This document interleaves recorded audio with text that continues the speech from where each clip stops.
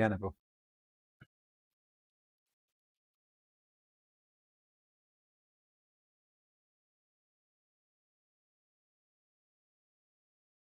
કયો પ્રશ્ન આવ્યો બેટા? 12મો. તો ગયા વખતે આપણે ઓહમનો નિયમ ભણ્યા હતા. શું છે ઓહમના નિયમનું ગાણિતિક સ્વરૂપ? સરસ, V બરાબર IR. ઓકે, અને એનું સદિશ સ્વરૂપ શું છે?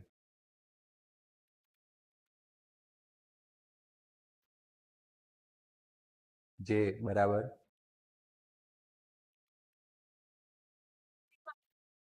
J into sigma. સિગ્મા સાચું છે, J સાચું છે, પણ રિલેશન ખોટું છે. વિચારો. હવે એક વસ્તુ જ બાકી રહી. J બરાબર સિગ્મા ઇન્ટુ E. J બરાબર શું થાય? સિગ્મા ઇન્ટુ E અથવા E ઇન્ટુ સિગ્મા. બરાબર, પણ સિગ્મા ઇન્ટુ E સારું લાગે. તો આ એનો ઓહમનો નિયમ છે સદિશ સ્વરૂપે. ઇલેક્ટ્રોનની ડ્રિફ્ટ ગતિ અને ડ્રિફ્ટ વેગ સમજાવો. હવે આપણે એમ સમજીશું કે કોઈક વાહકની અંદરથી ઇલેક્ટ્રોન એક જગ્યાએથી બીજી જગ્યાએ કઈ રીતના જાય? બરાબર છે. એની ગતિ, ડ્રિફ્ટ ગતિ અને ડ્રિફ્ટ વેગ સમજાવો. અને વાહકના આડછેદના પદમાં તેમાંથી વહેતા પ્રવાહનું શું મેળવવાનું છે? સૂત્ર. જો કે તમે આગળના ધોરણોમાં પ્રવાહનું સૂત્ર મેળવીને આવેલા છો. કયું છે? વિદ્યુત પ્રવાહ I. વિદ્યુત પ્રવાહ I Q ના છેદમાં T મેળવેલું છે ને? ઓકે, ચલો. પરંતુ આપણે ડ્રિફ્ટ વેગના પદમાં મેળવવાનું છે. શાના પદમાં મેળવવાનું છે? ડ્રિફ્ટ વેગ. સમજો, આ ડ્રિફ્ટ એટલે શું? ડ્રિફ્ટ એટલે ઘસડાવો. ખબર છે? તમે સાયકલની ડ્રિફ્ટ મારી હશે, હા, જોરથી સાયકલ આમ સ્પેન્ડલ મારીને આવતા હશો, પછી બ્રેક મારી હશે, પાછલું ટાયર ઘસડાયું હશે, એને ડ્રિફ્ટ કહો છો તમે. કારની ડ્રિફ્ટ તમે જોઈ હશે, હાગે ના? એવી રીતના અહીંયા શું થાય છે?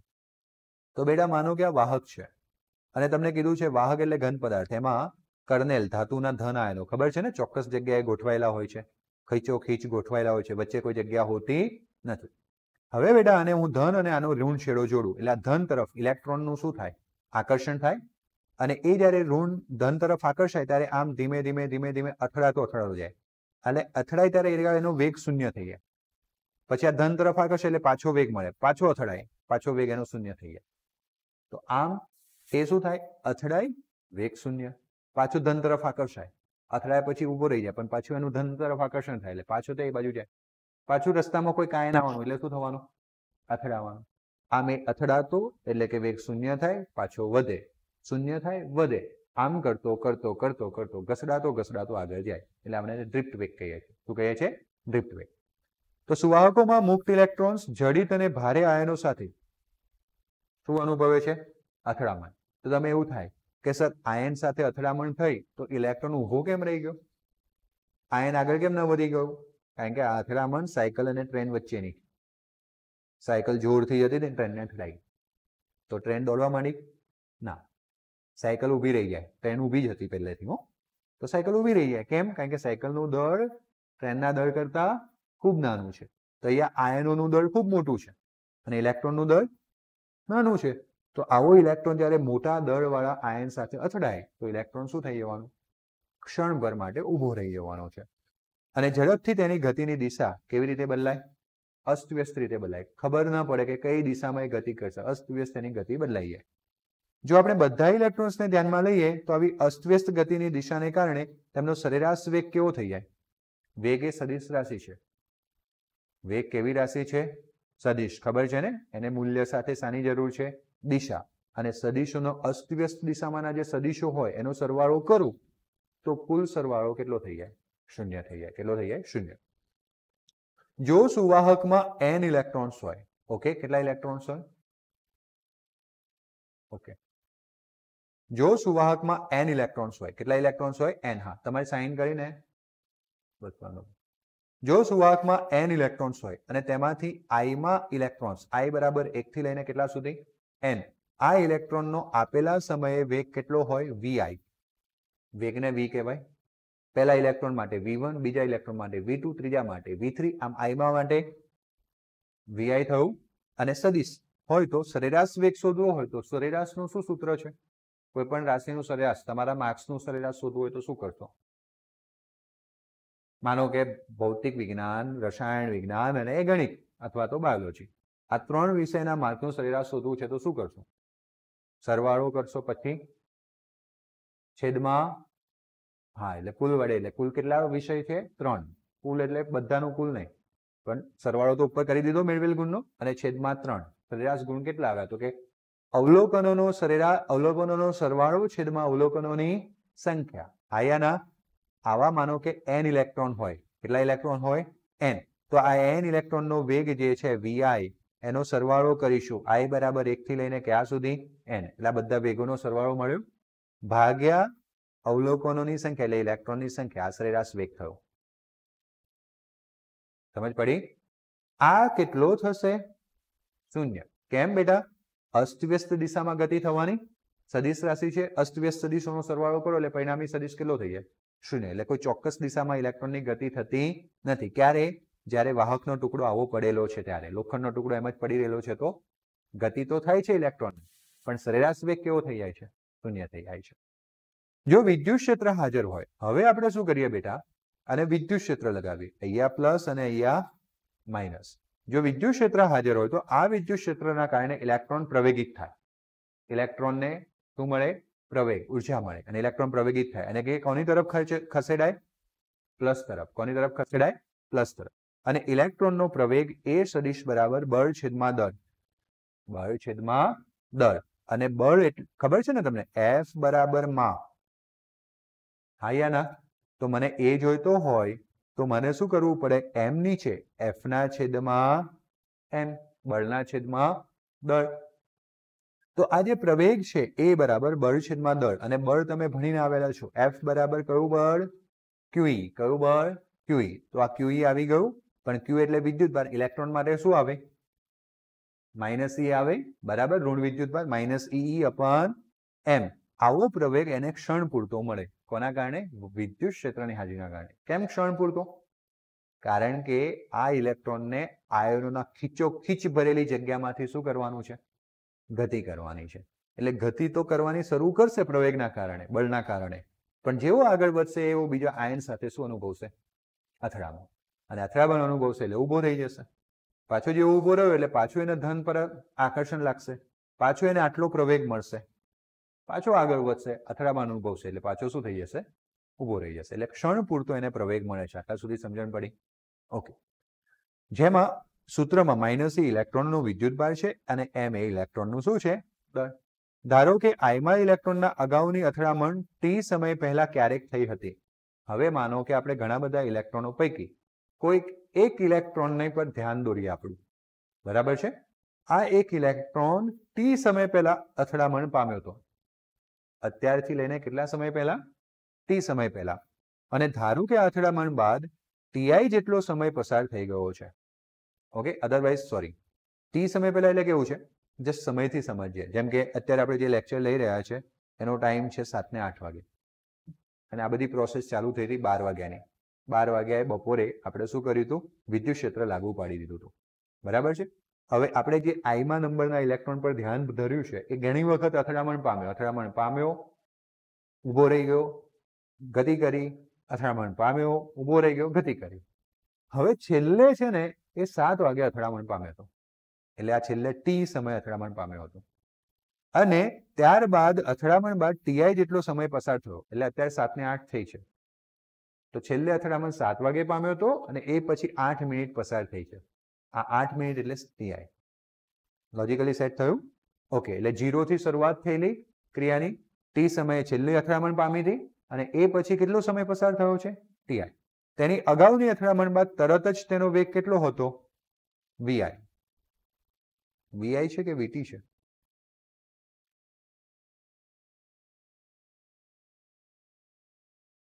વીઆઈ હોવું જોઈએ શું હોવું જોઈએ વીઆઈ તો ટી સમયે તેનો વેગ અહીંયા વીટી આવશે વીટી નીચે મુજબ મળે તો જ્યારે શરૂઆતમાં અથડામણ પામી હતી ત્યારે એ વખતે વેગ કેટલો હતો વીઆઈ અને પછી કેટલો સમય પસાર થયો ટીઆઈ જેટલો સમય પસાર થયો એ ટીઆઈ જેટલા સમય પછી એનો વેગ કેટલો છે વીટી પણ એકચ્યુઅલીમાં આમાં બે શબ્દો લખીને ખોટું કર્યું છે કારણ કે સૂત્ર પ્રમાણે સમજવા જઈએ તો હવે હું તમને સમજાવું જે સમયે અથડામણ પામ્યો હતો ને એ સમયને શૂન્ય કીધું અને અહીંયા લખીને જ આપેલું છે કે ટી સમય પહેલા એટલે કે શૂન્ય સમયે અથડામણ પામ્યો હતો પછી શૂન્યથી કેટલો સમય વહી ગયો છે ટી એટલે ટી સમય પહેલા જ્યારે અથડામણ પામ્યો હતો એ બાદ અહીંયા ટીઆઈ ની જગ્યાએ માત્ર ટી સમય રાખે. તો રાખે ટી સમય પસાર થઈ ગયો છે. એટલે કહેવાનો મતલબ એવો છે કે 7 વાગ્યાને હવે આપણે શૂન્ય સમય ગણી લીધો અને એ અથડામણ થઈ હતી. પછી બીજી અથડામણ અત્યારે સમય થયો છે 7 ને 8 મિનિટ. આ જે 8 મિનિટ પસાર થઈ છે એને આપણે ટી સમય આપી દીધો. ટી સમય પહેલા જ 8 મિનિટ પહેલા જ અથડામણ થઈ હતી અને અથડામણ બાદ હજુ 8 મિનિટ જ પસાર થઈ, એવું કહેવા માંગે. ક્લિયર થયું? હવે ગતિનું સૂત્ર જે તમે ધોરણ 11માં ભણ્યા હતા, કદાચ તમને યાદ આવતું હોય તો v બરાબર v0 વત્તા at. ગતિના 3 સમીકરણમાંનું એક સમીકરણ હતું અહીંયાના. તો ટી સમયે જે વેગ છે આ અંતિમ વેગ કહેવાય. તો આ અંતિમ વેગ ટી સમયે કેટલો લીધો આપણે? વીટી સદિશ લીધો. તો આવી ગયો વીટી સદિશ. પ્રારંભિક વેગ, આપણે v0 ને પ્રારંભિક વેગ કહેતા હતા, યાદ આવે છે? તો આપણે પ્રારંભિક વેગને કયો લીધો? vi. આ at એટલે a સદિશ ઇન્ટુ ટી. ક્લિયર? ક્લિયર ને? ઓકે. પણ તમને ખબર છે કે અથડામણ વખતે તો વેગ કેટલો થઈ જાય? અથડામણ થયા પછી શરૂઆત કરતો હતો એટલે અથડામણ થઈને વેગ કેટલો થઈ ગયો હતો? શૂન્ય થઈ ગયો હતો. એટલે શૂન્યથી શરૂઆત કરીને ટી સમય બાદ એને કંઈક વેગ મળશે? હા કે ના? હજુ અથડામણ થઈ નથી. છેલ્લી અથડામણ 7 વાગે થઈ હતી. 7 વાગ્યાનો વેગ કેટલો હતો? અથડામણ થઈ ગઈ હતી શૂન્ય અને હજુ 8 મિનિટ પસાર થઈ છે પણ ફરી અથડામણ થઈ એટલે ફરી કેટલો એનો વેગ ધીમે ધીમે ધીમે વધતો ગયો છે ને, કારણ કે બળ લાગે છે. બળ લાગે એટલે પ્રવેગ ઉત્પન્ન થાય. પ્રવેગ ઉત્પન્ન થાય એટલે વેગમાં શું થાય? વધારો થાય. તો શરૂઆતનો વેગ શૂન્ય છે તો આ શૂન્ય આવી ગયું. પ્રવેગ કેટલો ઉત્પન્ન થાય? તો ઓલરેડી આપણે ભણીને આવે -EEF/m ઇન્ટુ સમયનો ટી. આવડી ગયું. તો આ વેગનું સૂત્ર મળ્યું. ટી સમયે વેગનું સૂત્ર આટલું થયું. આને હું પછી સમજાવું. ટી સમયે ઇલેક્ટ્રોનનો સરેરાશ વેગ એ બધા ઇલેક્ટ્રોન્સના વીટી જે વેગો હતા, એલ નહીં, વીટી જે વેગો હતા, આ જે વીટી વેગો હતા એનું સરેરાશ થશે અને તે કેવું હોય છે? શૂન્ય હોય છે. આવડે જ ભણ્યા કે કોઈ પણ ટી સમયે આપણે સરેરાશ વેગ જોવા જઈએ તો તે કેવું હોય? શૂન્ય. તેથી v એ કંઈક લોચો છે.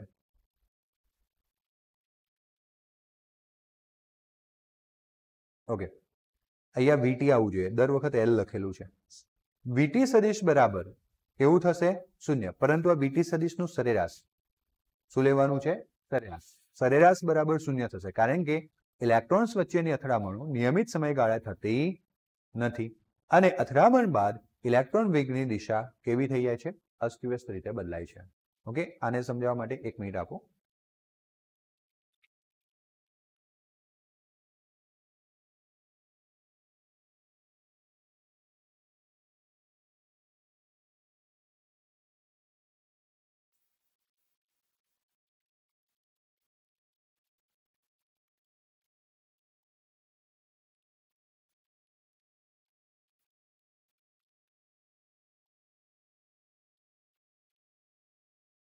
ઓકે, આપણે અહીંયાથી જ ભણી લઈએ. ત્યાં મને કંઈક ને કંઈક ગડબડ લાગે છે. ઓકે, આપણે આ એ સુધી ભણ્યા હતા, પ્રવેગ સુધી ભણ્યા હતા. પછી આ પણ ભણ્યા -C વિદ્યુતભાર છે, m એ ઇલેક્ટ્રોનનું દળ છે. ફરીથી ટી સમયે આઈમાં ઇલેક્ટ્રોનને આપણે ધ્યાનમાં લઈએ. આ ઇલેક્ટ્રોનની અથડામણ ટી સમય કરતા પહેલા ક્યારેક થઈ હશે અને ધારો કે અથડામણ બાદ કેટલો સમય નીકળી ગયો છે? ટીઆઈ. તો પછી આપણે અહીંયા ટીઆઈ લખેલું છે. મેં ત્યાં ટી એટલા માટે કરાવડાયું કારણ કે મેં નીચે સૂત્ર જોયું તો ત્યાં ટી હતું. સમજ પડી ગઈ ને? એટલે મેં ત્યાં ટી કરાવડાવી દીધું. પણ આપણે ચોપડીના સેન્ટેન્સથી મેચ કરી લઈશું ત્યાં. બરાબર ને? ઓકે, ચલો. તો માનો કે આઈમાં કણ પર આપણે ધ્યાન આપેલું છે, આઈમાં ઇલેક્ટ્રોન પર, અને એ આઈમાં ઇલેક્ટ્રોને કેટલો સમય પસાર કર્યો? મેં તમને જે ટી થી સમજાવ્યું આગળ, એની જગ્યાએ હવે ટીઆઈ આઈમાં ઇલેક્ટ્રોન માટે છે એટલે શું લખીશું? ટીઆઈ જેટલું. કારણ કે દરેક ઇલેક્ટ્રોન અલગ અલગ સમય પસાર કરશે. કોઈકની અથડામણ જલ્દી થઈ જશે, કોઈકની ધીમે રહીને થશે, થોડા સમય પછી થશે. દરેક ઇલેક્ટ્રોન માટે સમય કેવો હશે? અલગ અલગ હશે. વાત સમજાઈ ગઈ ને? ઓકે, સરસ. ચાલો, તો ટીઆઈ જેટલો સમય પસાર થયો અને ત્યારબાદ જો અગાઉની અથડામણ બાદનો તરત વેગ કેટલો હોય? વીઆઈ. તો ટી સમયે વેગ કેટલો થાય? માનો કે આને આપણે શું કર્યું હતું? સ્મોલ વીઆઈ લીધું હતું, શરૂઆતનો વેગ. હવે અંતિમ વેગને થોડો મોટો કર્યો. જોયું? બરાબર છે. તો આ વીઆઈ સદિશ બરાબર શરૂઆતનો વેગ વત્તા પ્રવેગ ગુણ્યા સમય. આવી ગયું આટલા સુધી? ઓકે. અગાઉની અથડામણ બાદ ટીઆઈ જેટલા સમયગાળા દરમિયાન સમીકરણ મુજબ આ જે સમીકરણ 15મું આપણે જોયું હતું આ મુજબ પ્રવેગિત થશે અને ટી સમયે ઇલેક્ટ્રોનનો સરેરાશ વેગ આ જે બધા જે વીઆઈ મળ્યા એની શું થશે? સરેરાશ થશે. પણ આ વીઆઈઓની સરેરાશ તો કેવી હતી? શૂન્ય. આપણે આગળ ભણીને આવ્યા ને કે આ વીઆઈઓની સરેરાશ શું હતી? 0. હવે આપણે જો આ અંતિમ વેગનું સરેરાશ જોઈતું હોય તો અહીંયા સરેરાશ લાગે અને આ પદને પણ સરેરાશ લાગે, પણ આ પ્રારંભિક વેગોનું સરેરાશ કેવું હતું? તો ઓલરેડી આપણે ભણીને આવ્યા. કેમ? અથડામણ થયા પછી જે વેગ મળે એને પ્રારંભિક વેગ કહેવાય. આ વેગ તો અસ્તવ્યસ્ત કોઈ પણ દિશામાં મળી શકે. આપણે ભણીએ ને આગળ, તો ક્ષેત્ર હાજર હોય કે ના હોય, અથડામણ પછીનો વેગ કેવો છે? અસ્તવ્યસ્ત છે. કેવો છે? અને આનું સરેરાશ લઈએ છે તો કેવું થાય છે? 0 થાય છે. બોલો કોઈ ડાઉટ? ઓકે. કારણ કે જો અહીંયા લખીને પણ આપ્યું છે. કેમ સરેરાશ 0 થાય? કારણ કે અથડામણ બાદ તરત જ ઇલેક્ટ્રોનના વેગની દિશા સંપૂર્ણ રીતે કેવી હોય છે? અસ્તવ્યસ્ત. ઇલેક્ટ્રોન વચ્ચેની અથડામણનો નિયમિત સમયગાળે નથી થતી. કહેવાનો મતલબ કે પહેલા ઇલેક્ટ્રોન માટેની અથડામણ 7 વાગે થયેલી, બીજી 7:10 થઈ, તો ફરી 7:20 થશે જરૂરી? પહેલાની 10-10 મિનિટે કદાચ થાય છે તો બીજાની 10-10 મિનિટે થાય એવું જરૂરી નથી. કોઈ નિયમિત સમયગાળે થતી નથી. કેવું છે? અમુક વખત ઇલેક્ટ્રોન લકી હોય, બે આયનોની વચ્ચેની જગ્યામાંથી જતો રહે તો બચી જાય ને અથડામણમાં, હા કે ના? અને અમુક વખત ઇલેક્ટ્રોન સીધો આયનને જઈને જ અથડાય. કોઈક વખત બાજુમાં જ આયન આવી જાય, વેગ પડે. તો કોઈકમાં સમયગાળો બહુ ઓછો છે અને કોઈકમાં સમયગાળો બહુ વધારે છે. એટલે નિયમિત સમયગાળે થતી નથી, પરંતુ સમયગાળો પણ કેવો થઈ ગયો? અસ્તવ્યસ્ત થઈ ગયો. એટલા માટે જે તમે અહીંયા આને સૂત્ર લગાવ્યું હતું સરેરાશનું, તો આનું સરેરાશ તો 0 થઈ ગયું, પણ આનું સરેરાશ તમારે કાઢવું પડશે, કારણ કે બધા માટે ટીઆઈ અલગ અલગ છે. આ ટી એટલે શું? બે અથડામણ વચ્ચેનો સમયગાળો અથવા અથડામણ થયા પછી જે સમય પસાર થયો છે તે. આપણે એવું માની લઈએ કે અથડામણ 1 થઈ ત્યાંથી લઈને બીજી અથડામણ સુધીનો સમયગાળો પણ માની શકાય, કારણ કે અહીંયાથી એનો વેગ પ્રારંભ થયો હતો. આ બીજી અથડામણ થાય પહેલાનો વેગ કેટલો છે? અંતિમ વેગ છે. એટલે ટી એટલે બીજું કંઈ નહીં, બે અથડામણ વચ્ચેનો સમય. અને જે આઈમાં ઇલેક્ટ્રોન માટે આપણે ધ્યાનમાં લીધેલો છે, જે દરેક માટે અલગ અલગ છે. અને આપણે સરેરાશ કાઢવાની ક્યારે જરૂર પડે? ગણિતમાં માર્ક્સ અલગ હોય, ભૌતિક વિજ્ઞાનમાં અલગ હોય, રસાયણ વિજ્ઞાનમાં અલગ હોય, ત્યારે આપણે બધાનો સરવાળો કરીને શું કાઢીએ? સરેરાશ. શું કાઢીએ? સરેરાશ. તો અહીંયા સમય બધાનો અલગ અલગ છે, તો આપણે આ પદનું શું કાઢવું પડશે? સરેરાશ કાઢવું પડશે. હા, આગળના પદનું પણ સરેરાશ કાઢ્યું હતું, પણ એ પોતાની જાતે કેવું થઈ ગયું? કેમ? અસ્તવ્યસ્ત છે. તો અહીંયા સમયગાળો તો અસ્તવ્યસ્ત એવું બોલે આપણે, તો કેમ 0 નહીં થાય? બોલો બોલો બોલો બોલો. વેગ વાળામાં 0 થઈ ગયું, સમયમાં કેમ 0 નહીં થાય? એટલા માટે બેટા, વેગ સદિશ રાશિ છે, એમાં અસ્તવ્યસ્ત દિશાનું મહત્વ છે. અને સમય ભાઈ ઉત્તરમાં 4 વાગ્યા છે એવું બોલો છો? હા, સમય કેવી રાશિ છે? અદિશ. એમાં દિશાનું મહત્વ છે ના, એટલે એનું સરેરાશ નીકળશે, 0 નહીં થાય. ક્લિયર થયું મગજમાં? આયા ના? હા કે ના તો બોલો. હા, બસ એમ. બે ક્રમિક અથડામણો વચ્ચેનો સરેરાશ સમયગાળો માનો કે કેટલો છે? ટાઉ. આપણે સરેરાશને નામ આપી દીધું ટાઉ. છે તો સમયગાળો જ, પણ સરેરાશ, તો એને આપણે નામ આપ્યું ટાઉ. ખબર છે ને, ટોર્ક માટે દર્શાવીએ છીએ. તો આપેલા સમયે અમુક ઇલેક્ટ્રોન ટ્રાઉ કરતા વધારે, જ્યારે અમુક ઇલેક્ટ્રોન ટ્રાઉ કરતા ઓછો સમય પસાર કર્યો છે. સમજવા જેવી વસ્તુ છે. ઓકે. તમારી જોડે માનો કે 10 રૂપિયા છે, મારી જોડે 20 રૂપિયા છે, તો સરેરાશ રૂપિયા કેટલા? જોરથી બોલવાનું. હા, સાચું ખોટું કોઈ મારે નહીં, બોલવાનું. સરેરાશ રૂપિયા કેટલા? તમારા 10. બધાના નહીં ગણવાના, તમારા એકલા 10 ગણવાનું. તમારા માટે જ કામ કરો, મિત્ર માટે નહીં. તમારા 10, મારા 20. સરેરાશ રૂપિયા 15. 10 વત્તા 20 છેદમાં 2. બરાબર? સરેરાશ કેટલી આવી? 15. તો કોઈક જોડે 15 કરતા વધારે છે, કોઈક જોડે 15 કરતા, તો એવું જ તો છે. કન્ફ્યુઝ કેમ થાવ છો? જો સરેરાશ સમય કેટલો બોલો? ટાઉ. તો અમુક ઇલેક્ટ્રોન ટાઉ કરતા વધારે અને અમુક ઇલેક્ટ્રોન ટાઉ કરતા ઓછો સમય અથડામણની વચ્ચે પસાર કર્યો હશે. આવડ્યું? હે? ગુડ.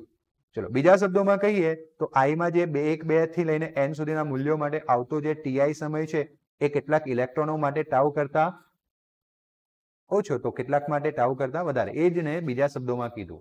આપણે જેમ મારા ને તમારા માટે ગણતરી બતાવી એમ ત્યાં n ઇલેક્ટ્રોન છે, તો સરેરાશ સમયગાળો ટાઉ હોય બે અથડામણ વચ્ચેનો, તો અમુક ઇલેક્ટ્રોનોને ટાઉ કરતા વધારે સમય લાગતો હશે અથડામણ માટે, અમુકને ઓછો લાગતો હશે. વાત સમજ પડી? ટીઆઈના આ મૂલ્યોની સરેરાશ કિંમત કેટલી ગણી આપણે? ટાઉ. જેને રિલેક્સેશન સમય કહેવાય. કયો સમય કહેવાય? ઇલેક્ટ્રોન એક અથડામણ અનુભવી ત્યાંથી જઈને બીજી અથડામણ અનુભવે છે, આ વચ્ચે અથડામણ અનુભવતો નથી, એ સમયગાળો છે ટાઉ, એનો રિલેક્સેશન સમય, અથડામણ નહીં, રિલેક્સેશન, આમ શાંતિનો સમય, અથડામણ થાય નહીં, એટલે આપણે ઇંગ્લિશમાં રિલેક્સેશન ટાઈમ કીધો. રિલેક્સેશન ટાઈમ બોલવું કેવું સહેલું લાગે, ઇંગ્લિશ ગુજરાતી, રિલેક્સેશન સમય. આપણે કોઈ પણ ટી સમયે n ઇલેક્ટ્રોન પરનું સરેરાશ કરીએ તો આપણને ડ્રિફ્ટ વેગ મળે. શું મળે? તો આપણે આવું મોટો VI સદિશ બરાબર નાનકડો VI સદિશ માઇનસ EE અપન m into tau, sorry into TI, આવું ભણ્યા હતા, અને E માં દિશા હતી, આવું ભણ્યા હતા. હવે આનું સરેરાશ કાઢવા મેં સિગ્મા લગાવ્યો, આનું સરેરાશ કાઢવા મેં સિગ્મા લગાવ્યો, તો આ પદનું સરેરાશ કાઢવા પણ મારે આગળ શું લગાવવું પડે? પણ આ તો તમને ખબર છે અસ્વ્યસ્ત ગતિના લીધે વેગ સદિશ રાશિ છે, એટલે જવાબ શું થઈ ગયો? શૂન્ય થઈ ગયો. આ જે સરેરાશ મળ્યો અંતિમ વેગને એને ડ્રિફ્ટ વેગ VD કહેવાય, કારણ કે ખસડાય ચાલે, હે ને, ખસતો ખસતો બિચારો જાય છે, અને સમજાવું છું આગળ પણ. તો એને ડ્રિફ્ટ વેગ કહેવાય, જે આનું સરેરાશ છે. જો VI નું સરેરાશ મેં સિગ્મા લખ્યું, એમણે શું લખી દીધું? સરેરાશ. મેં અહીંયા સિગ્મા લખ્યો તો એમણે શું લખ્યું? મેં અહીંયા સિગ્મા લખ્યો તો એમણે શું લખ્યું? હા, પણ એમણે જોજો મેં સિગ્મા બધાને લગાવ્યો હતો, ધીમે રહીને હું આવવાનો જ હતો કે વિદ્યુત ભાર બદલાવાનો નથી, વિદ્યુત ક્ષેત્ર બદલાવાનું નથી, એમ બદલાવાનું નથી, એ બધું બાર. સિગ્મા કોને લાગે? TI ને, એટલે એમણે TI નું શું લખ્યું? સરેરાશ. આવડ્યું? હવે જઈને આ 0 થાય અને આ TI નું શું થાય? ટાઉ. અને આમ ડ્રિફ્ટ વેગનું સૂત્ર મળ્યું માઇનસ EE અપન m ઇન્ટુ, આવડ્યું? ઓકે, ત્યાં ખબર ને પહેલેથી જ 0 આવી ગયું હતું, એ લોચો હતો. ફાઇનલી આપણે કંઈક આટલા સુધી પહોંચ્યા, ટાઉ ટી સરેરાશ અને ટી ને આપણે કેના વડે દર્શાવ્યું? ટાઉ વડે. તો એટલું કરેક્શન કરી લેશો ને તમારી રીતના? ઓકે. તો શાયદ કદાચ એવું જ હોઈ શકે, જેવું લખેલું અહીંયા છે એવું ત્યાં હોઈ શકે તમારા રેફરન્સમાં, તો તમારે એટલું ધ્યાન રાખવાનું. જે ઇલેક્ટ્રોનનો ડ્રિફ્ટ વેગ છે ને જે ઘસડાઈને મેળવેલો વેગ છે, કઈ રીતના ઘસડાયો? તો ઇલેક્ટ્રોન પહેલા A પર હતો, વિદ્યુત ક્ષેત્ર જમણેથી કઈ બાજુ હતું? ડાબી બાજુ. તો ઇલેક્ટ્રોન જે છે વિદ્યુત ક્ષેત્રની વિરુદ્ધ દિશામાં જાય. માનો કે વિદ્યુત ક્ષેત્ર ના હોત તો ઇલેક્ટ્રોન આવી રીતના જતો, અહીંયા અથડાતો, આમ જતો, અહીંયા અથડાતો, આમ જતો, અહીંયા અથડાતો, અહીંયા અથડાતો, આવી કરતા કરતા કરતા કરતા એ B પર પહોંચતો, અગર વિદ્યુત ક્ષેત્ર ના હોય તો. પરંતુ અગર વિદ્યુત ક્ષેત્ર હોય તો એ પહેલેથી A થી અહીંયા જવાની જગ્યાએ આમ વિદ્યુત ક્ષેત્રની વિરુદ્ધ દિશામાં ઘસડાય, થોડું આગળ જાય, આ એન પર જવાની જગ્યાએ અહીંયા અથડાય, હે ને, સ્વાભાવિક વસ્તુ છે. માનો કે પાણી સ્થિર હોય તો બોટ આમ સીધી સીધી સીધી સીધી જાય, બરાબર, અને પાણી આમ ત્રાસુ વહેણ હોય તો પેલો બોટ વાળો કશું બી ના કરે તો એ ત્રાસો જાય, જાય કે ના જાય? તો ઇલેક્ટ્રોનમાં એવું જ છે, પહેલા કશું વિદ્યુત ક્ષેત્ર નહોતું ત્યારે આમ જતો હતો સીધો સીધો સીધો, પણ હવે વિદ્યુત ક્ષેત્ર આવ્યું એટલે વિદ્યુત ક્ષેત્રની વિરુદ્ધ દિશામાં એને બળ લાગે, એટલે આમ સીધો જવાની જગ્યાએ જમણી બાજુ ખસે, કારણ કે વિદ્યુત ક્ષેત્ર જમણીથી કઈ બાજુ છે? દરેક વખતે ખસતો ખસતો જાય. પછી આ માનો કે એ જ અથડામણમાં આમ જતો તો અહીંયા છે આટલા સુધી પહોંચતો, પણ હવે વિદ્યુત ક્ષેત્રને લીધે એટલી બાજુ નહીં પહોંચે, જમણી બાજુ રહેશે. અહીંયા પણ આની જમણી બાજુ રહેશે, અહીંયા પણ આની જમણી બાજુ રહેશે, અહીંયા પણ આની જમણી બાજુ રહેશે, અને છેલ્લે જમણી બાજુ આવશે. એટલે એકચ્યુઅલીમાં જ્યારે વિદ્યુત ક્ષેત્ર નહોતું ત્યારે A થી B પર પહોંચી શકતો હતો. વિદ્યુત ક્ષેત્રની હાજરીમાં A થી ક્યાં પહોંચ્યો? B dash. એટલે આપણે એમ કહીએ કે વિદ્યુત ક્ષેત્રની હાજરીમાં તે B થી B ડેશ સુધી ઘસડાયો, બરાબર. આને અનુરૂપ જે વેગ મળ્યો એને કહેવાય ડ્રિફ્ટ વેગ. કયો વેગ કહેવાય? આ સ્થાનાંતર વેગનું સૂત્ર તમને યાદ હશે ને, ધોરણ 11, વેગ બરાબર સ્થાનાંતર છેદમાં સમય. તો સમય કેટલો? બે અથડામણ વચ્ચેનો માનો કે ટાઉ. એક અથડામણ અહીંયા થાય છે, બીજી અહીંયા થાય છે, એવું સમજી લઈએ તો ટાઉ. ભલે વચ્ચે થાય છે પણ આપણે એવું સમજીએ અત્યારે. તો એનું સ્થાનાંતર કેટલું થયું? BB dash. તો આ BB ડેશ એને અનુરૂપ સ્થાનાંતર થયું. આ જ ડ્રિફ્ટ વેગ જે આપણે આગળ શીખ્યા.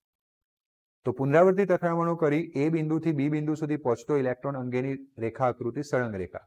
પણ જો આકૃતિમાં દર્શાવ્યા પ્રમાણે વિદ્યુત ક્ષેત્ર લાગુ પાડવામાં આવે તો B ની જગ્યાએ કયા સ્થાને પહોંચશે? B ડેશ સુધી પહોંચશે, ત્રુટક રેખા. જે વિદ્યુત ક્ષેત્રની વિરુદ્ધ દિશામાં થતી શું બતાવે છે? ડ્રિફ્ટ ગતિ બતાવે છે, ઘસડાઈને થતી ગતિ બતાવે છે. ક્લિયર થયું? આ સમીકરણ દર્શાવે છે એક વાળું VD નું સૂત્ર ખાસ યાદ રાખવાનું છે. VD બરાબર EE માઇનસ EE છેદમાં m ઇન્ટુ ટાઉ. એ દર્શાવે છે કે ઇલેક્ટ્રોન પ્રવેગિત ગતિ કરતો હોવા છતાં સમયથી સ્વતંત્ર એવા સરેરાશ વેગથી ગતિ કરે.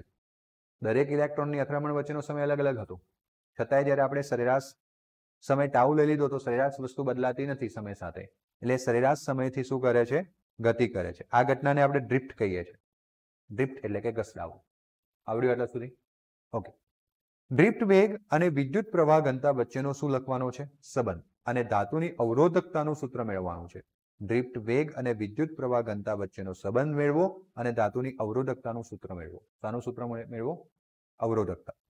તો ડ્રિફ્ટના કારણે ઈ સદિશને લંબ એવા કોઈપણ ક્ષેત્રફળમાં વિદ્યુત ભારોનું ચોખ્ખું શું થાય છે? વહન થાય છે. કારણ કે પહેલા છે ને વિદ્યુત ક્ષેત્ર ના હોય તો અસ્તવ્યસ્ત ગતિ થાય. એમાં જેટલા માનો કે કોઈક આપણે આ ઘન પદાર્થ છે, એમાં મેં આ કોઈક ક્ષેત્રફળ લીધું અથવા સપાટી લીધી, તો જેટલા એની જમણી બાજુ ઇલેક્ટ્રોન જાય ને એવું પણ બની શકે એટલા જ ટાઈમે બીજા ઇલેક્ટ્રોન ડાબી બાજુ આવે. એટલે કુલ વિદ્યુતભાર એમાંથી પસાર થતો કુલ ચોખ્ખો વિદ્યુતભાર કેવો થઈ જાય? શૂન્ય. એટલે એમાંથી કોઈ પ્રવાહ મળશે નહીં. પરંતુ જો હું વિદ્યુત ક્ષેત્ર લાગુ પાડું કઈ બાજુ? જમણીથી ડાબી બાજુ, તો હવે તમને ચોખ્ખો વિદ્યુતભાર ડાબેથી જમણી તરફ જતો મળે. ડાબેથી કઈ બાજુ મળે? જમણી તરફ. તો ડ્રિફ્ટના કારણે ઈ સદિશને લંબ એવા ક્ષેત્રફળમાં વિદ્યુત ભારોનું શું થાય? ચોખ્ખું વહન થાય. ડ્રિફ્ટ ક્યારે થાય? જ્યારે આપણે વિદ્યુત ક્ષેત્ર લાગુ પાડીએ. અને જ્યારે વાહકને વિદ્યુત ક્ષેત્ર લાગુ પડે ત્યારે વાહકમાંથી વિદ્યુત પ્રવાહ પસાર થાય. બરાબર? તો ધાત્વિય સુવાહકમાં પ્રવાહ ધાતુમાં પ્રવાહ ઘનતાનું મૂલ્ય એટલે ઓકે અહીંયા પ્રવાહ ખોટો શબ્દ છે. ધાત્વિય સુવાહકમાં ધાતુમાં પછી કાં તો આને કૌંસમાં મૂકી દઉં. ધાત્વિય સુવાહકમાં પ્રવાહ ઘનતાનું મૂલ્ય એટલે એકમ ક્ષેત્રફળ ધરાવતા અને વીડી જેટલી લંબાઈ ધરાવતા નળાકારમાં રહેલા વિદ્યુત ભારના મૂલ્ય જેટલું થાય. કઈ રીતના સમજીએ? તો પ્રવાહ ઘનતા એટલે શું કીધું તમે? જે. અને જે બરાબર તમે શું કીધું હતું? I/A. શું કીધું હતું? I/A. બરાબર ને? યાદ આવે છે તમને? આવું આપણે વ્યાખ્યાયિત કરી છે આને? પ્રવાહ ઘનતાની વાત વ્યાખ્યાયિત કરી છે? આગળ કરીને તો પછી આપણે જે બરાબર જે ઇન્ટુ બરાબર સિગ્મા ઇન્ટુ ઈ લાવ્યા હોય. ઓકે, પણ મેં કદાચ તમને પ્રવાહ ઘનતા વ્યાખ્યાયિત કરી આપી, પરંતુ મેં તમને સૂત્ર ના શીખવાડ્યું. મતલબ સૂત્ર તો શીખવાડ્યું પણ તમને મજા આવે એમ ના શીખવાડ્યું. ઓકે, તો ચલો ધ્યાન આપો. આ પ્રવાહ ઘનતાનું મજાનું સૂત્ર છે. I બરાબર શું થાય? J into A. I બરાબર જા. I બરાબર જા.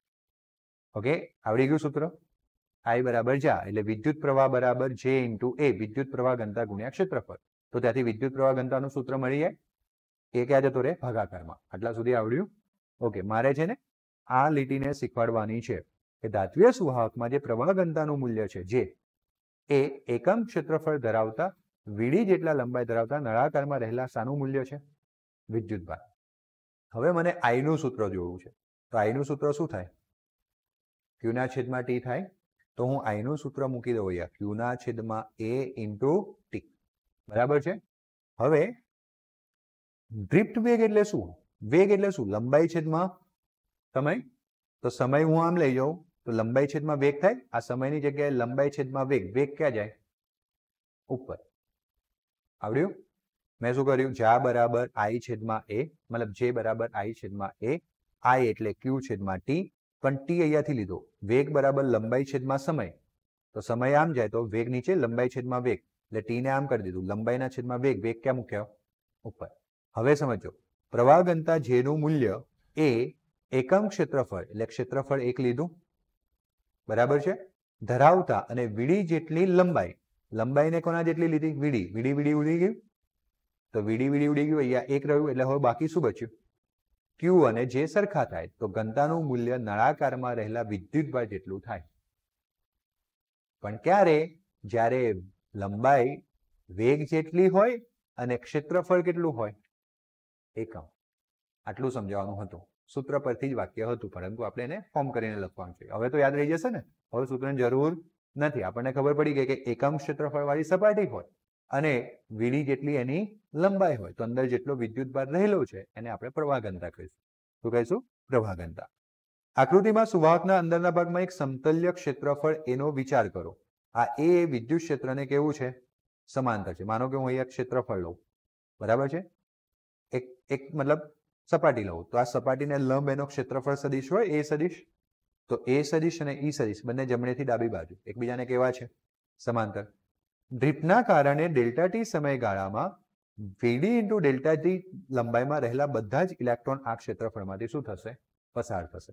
જો સમજો, આ વિદ્યુત ક્ષેત્રની દિશા છે જમણેથી ડાબી તરફ. એટલે ઇલેક્ટ્રોન ક્યાંથી ક્યાં જશે? ડાબેથી જમણે તરફ. સમજમાં આવ્યું? હવે માનો કે હું આ જ ક્ષેત્રફળને લઈ લઉં, વચ્ચે નથી લેતો, આ જ ક્ષેત્રફળને લઈ લઉં. બરાબર? ઇલેક્ટ્રોનનો વેગ છે કોના જેટલો? વિદ્યુત ક્ષેત્રને કારણે વીડી જેટલો. કારણ કે તમને ખબર છે કે વીડી બરાબર આપણે સૂત્ર લાવ્યા હતા -E/m × τ. મેં ખાલી સદિશ નથી મૂક્યો, મૂલ્ય મૂક્યું. મતલબ કે ઈનું મૂલ્ય હોય એ પ્રમાણે ડ્રિફ્ટ વેગ મળે. એનું મૂલ્ય વધી જાય તો વેગનું મૂલ્ય પણ વધી જાય. હું અહીંયા સદિશ લખી દઉં તો આ માઇનસ બતાવે છે કે ઈની દિશાની વિરુદ્ધ દિશામાં વેગ છે. અને સ્વાભાવિક વસ્તુ છે કે વિદ્યુત ક્ષેત્ર જમણેથી ડાબી બાજુ હોય તો વેગ કઈ બાજુ? આવડ્યું આટલા સુધી?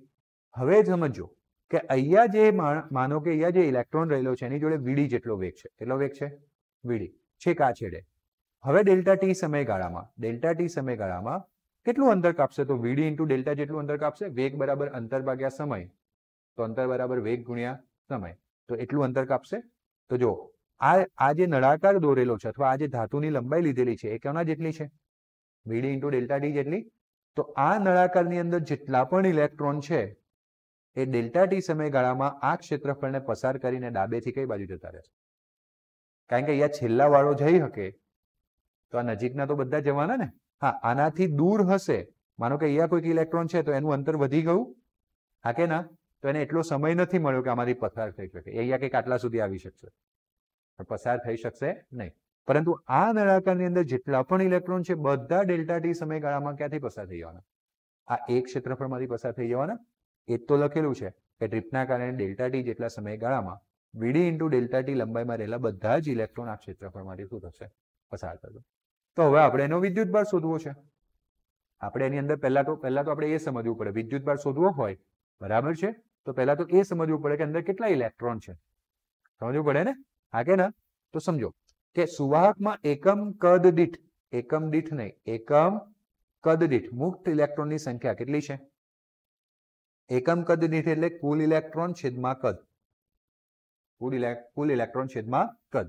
મતલબ માને કુલ ઇલેક્ટ્રોન જોઈતા હોય તો એકમ કદ દીઠ જે ઇલેક્ટ્રોન છે ને કોના વડે ગુણવાનું? કદ વડે ગુણવાનું.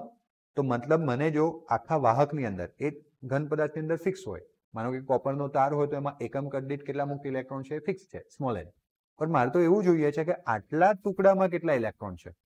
એટલે મારે આટલા ટુકડાનું કદ લેવાનું, આ કદને પેલા n વડે ગુણી નાખવાનું. બરાબર ને? આનું કદ શું થાય? તો મેં તમને ઘણી વખત શીખવાડ્યું છે કે ક્ષેત્રફળ ગુણ્યા લંબાઈ. આ બે ક્ષેત્રફળ સરખા હોય તો L × B, બે દિવાલોનું L × B, બંને વચ્ચેની માનો કે નીચે ઉપર L × B થશે અને એમની વચ્ચેનું ડિસ્ટન્સ કેટલું છે? h, એટલે LBH કદ થયું. તો આનું ક્ષેત્રફળ A, આનું ક્ષેત્રફળ A, બે ક્ષેત્રફળ સરખા છે ને એમની વચ્ચેનું અંતર કેટલું છે? VD × delta T. તો કદ કેટલું થાય? A × VD × delta T. થાય કે નહીં? અને એકમ કદમાં કેટલા ઇલેક્ટ્રોન છે? Small n. તો કદ ગુણ્યા એકમ કદમાં ઇલેક્ટ્રોન એટલે કુલ ઇલેક્ટ્રોનની સંખ્યા n થઈ. એક ઇલેક્ટ્રોનનો કેટલો વિદ્યુતભાર? -e. તો આને પાછું હજુ -e વડે ગુણો એટલે કુલ વિદ્યુતભાર Q મળ્યો. કુલ વિદ્યુતભાર Q મળી ગયો. પાછું જોવો અંદરથી કે જો એકમ કદ દીઠ ઇલેક્ટ્રોનની સંખ્યા સ્મોલ n હોય એ આડછેદમાંથી ડેલ્ટા ટી સમયમાં પસાર થતા ઇલેક્ટ્રોનની સંખ્યા કેટલી થાય? તો જો એકમ કદ દીઠ સંખ્યા ગુણ્યા કદ. કદ કઈ રીતના આવ્યું? ક્ષેત્રફળ ગુણ્યા લંબાઈ VD × ડેલ્ટા ટી આવ્યું.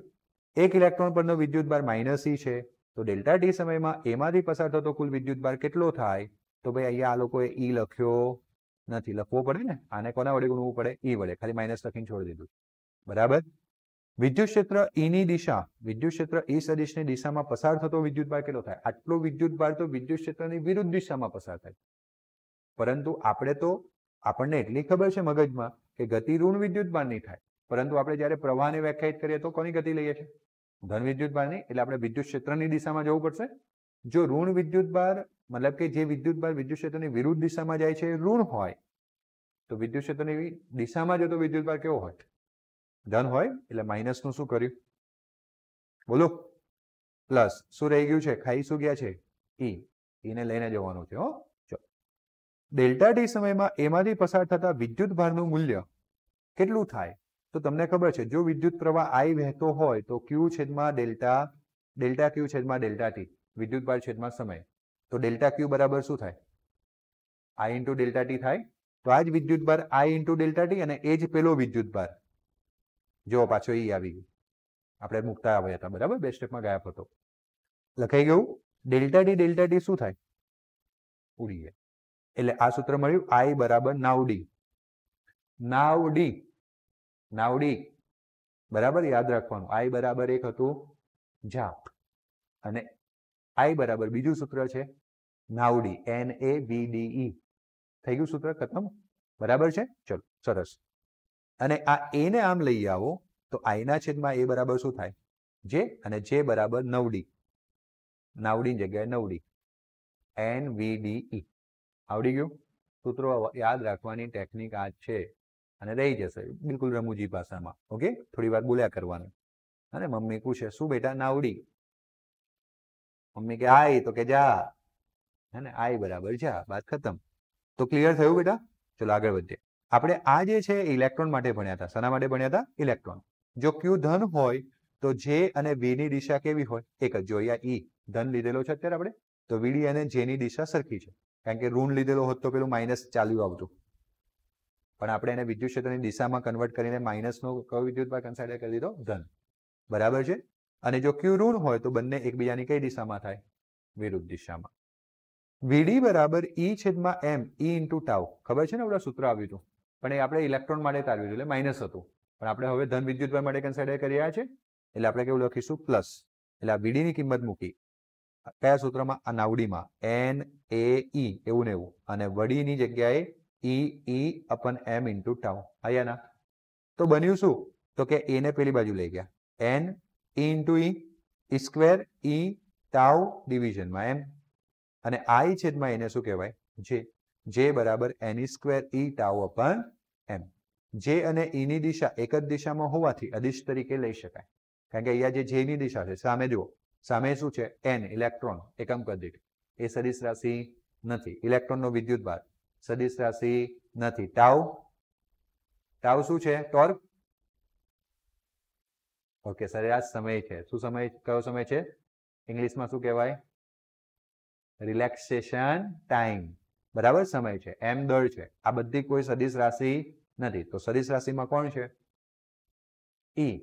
અહીંયા સદિશ E, અહીંયા સદિશ J. એટલે કહેવાનો મતલબ ફિક્સ છે કે J ની દિશામાં E છે અને E ની દિશામાં J છે. પછી દિશા દર્શાવવાનો શું મતલબ છે આ સમીકરણ માટે? એટલા માટે એને અદિશ સ્વરૂપે લઈ શકાય. સીધું લઈ લીધું અદિશ સ્વરૂપે. આ સમીકરણને ઓહમના નિયમ પરથી J બરાબર શું મેળવ્યું હતું? Sigma E. બરાબર છે ને? યાદ આવ્યું? Sigma into E. E ઉડી ગયો તો સિગ્માનું સૂત્ર મળ્યું N સ્ક્વેર ટાઉ છેદમાં M. અને આ સિગ્મા બરાબર 1/ρ, એટલે ρ બરાબર 1/સિગ્મા. આનું ઉલટું કરવાનું, M છેદમાં N સ્ક્વેર ટાઉ, જે અવરોધકતાનું સૂત્ર છે. શાનું સૂત્ર છે? અવરોધકતાનું. બોલો કોઈ ડાઉટ? હા કે ના? હવે આના પરથી એમ સમજવાનું છે કે ધાતુઓનું તાપમાન વધતા વાહકતા સાથી ઘટે છે. ધાતુઓનું તાપમાન વધે ને તો વાહકતા શું થાય? ઘટે. અને અવરોધકતા શું થાય? વધે. એટલે છે ને સૌથી વધારે ઉર્જાની જરૂર હોય વિદ્યુત ઉર્જાની ઉનાળામાં, અને ઉનાળામાં તાપમાન વધારે અને ત્યારે અવરોધકતા વધી જાય એટલે વિદ્યુત ઉર્જાનો ઉષ્મા ઉર્જા સ્વરૂપે વ્યય વધી જાય. જ્યારે વધારે જરૂર ક્યાં હોય આપણને? વધારે લાઇટ એનર્જી આપણે ક્યારે વાપરીએ? ઇલેક્ટ્રિકલ એનર્જી ઉનાળામાં. પંખા બંખા એસી બધું જ ચાલે કે નહીં? શિયાળામાં વાપરે છે? હા, વધારે વિદ્યુત ઉર્જા ક્યારે વાપરીએ? જો બંધ છે, બચાવવું છું ને વિદ્યુત ઉર્જા. બાકી એવડો ઉનાળો હોત તો વરસાદ પડતા પહેલા ચાલુ હતું ને. તો વધારે વિદ્યુત ઉર્જાની વપરાશ ક્યારે થાય? ઉનાળામાં. અને ઉનાળામાં જ તાપમાન, અને ઉનાળામાં જ તાપમાન વધતા વાહકોનો અવરોધ વધે, અને ત્યારે વિદ્યુત અવરોધ વધે તો વિદ્યુત ઉર્જાનું કયા સ્વરૂપે? ઉષ્મા ઉર્જા સ્વરૂપે. H બરાબર I²RT ધોરણ 10માં ભણ્યા છો. વ્યય થાય. સમજ પડી? તો કેમ આવું થતું હશે? કેમ વાહકતા ઘટી જાય? તો વાહકતાનું સૂત્ર પણ યાદ રાખવાનું છે. બધા સૂત્રોમાં ટ્રીક ના હોય એટલે આને સીધું યાદ રાખવાનું છે. સિગ્મા બરાબર N સ્ક્વેર ટાઉ છેદમાં F, જ્યાં N સ્ક્વેર M એ સમાન છે. સમાન છે મતલબ કે તાપમાન વધતા ઇલેક્ટ્રોનની સંખ્યા પર, ઇલેક્ટ્રોનના વિદ્યુતભાર પર ને ઇલેક્ટ્રોનના દળ પર કોઈ અસર થવાની નથી. ખાલી શામાં અસર થવાની? ટાઉમાં. તમને ખબર છે તાપમાન વધે એટલે ગતિ ઉર્જા વધે. હા કે ના? તો તાપમાન વધશે તો ઇલેક્ટ્રોનની ગતિ ઉર્જા વધી જશે. ઇલેક્ટ્રોનની ગતિ ઉર્જા વધશે એટલે બરાબર ભાગમ દોડી ચાલુ થઈ જશે. જોરથી ભાગમ દોડી ચાલુ થશે એટલે પેલો સમય જે રિલેક્સેશન હતું એ શું થાય? ઓછો થઈ જાય કે ના થઈ જાય? ઝડપથી ભાગે તો અથડામણ જલ્દી થવાની છે. હા યા ના? બરાબર. એક રૂમમાં આપણે બધા ઇલેક્ટ્રોન બેઠા હોય, બોમ્બ છોડી જાય કોઈ, આપણી કેવી અથડામણો ચાલુ થઈ જાય, હું ભાગું, પેલો કે હું ભાગું. બરાબર છે. તો આમ તાપમાન વધતા, જો અહીંયા લખ્યું છે સિગ્મા પ્રપોઝનલ ટુ શું છે? ટાઉ. તો રિલેક્સેશન ટાઈમ. તાપમાન વધતા રિલેક્સેશન ટાઈમ શું થાય? ઘટે. કેમ ઘટે? સમજ પડી? ઇલેક્ટ્રોનની ઝડપી ગતિ ચાલુ થાય, અને ઝડપી ગતિ ચાલુ થાય એટલે ઝડપથી અથડાય, અને આમ વાહકતા શું થાય? કારણ કે ટાઉ ઘટે તો વાહકતા ઘટે. અને રોનું સૂત્ર હતું આના કરતા ઉલટું, એમના છેદમાં એન સ્ક્વેર ટાઉ. જો તમે ટાઉને ઘટાડી દો તો અવરોધકતા શું થાય? વધે. આમ તાપમાન વધતા રિલેક્સેશન સમય ઘટે છે, પરિણામે અવરોધકતા રો જે છે એ વધે છે. બોલો, કોઈ ડાઉટ? પાક્કું? કન્ફર્મ? અહીંયા સુધી હું રાખું છું. મેં એક મોટી હિસ્ટ્રી તમને પૂરી કરી જે બહુ ખાસ સમજવાની હતી. ઓકે, હવે એક પણ પ્રશ્નનો તમે આજે ટેસ્ટ આપ્યો નથી ને? ઓકે, હું જોઈ લઉં.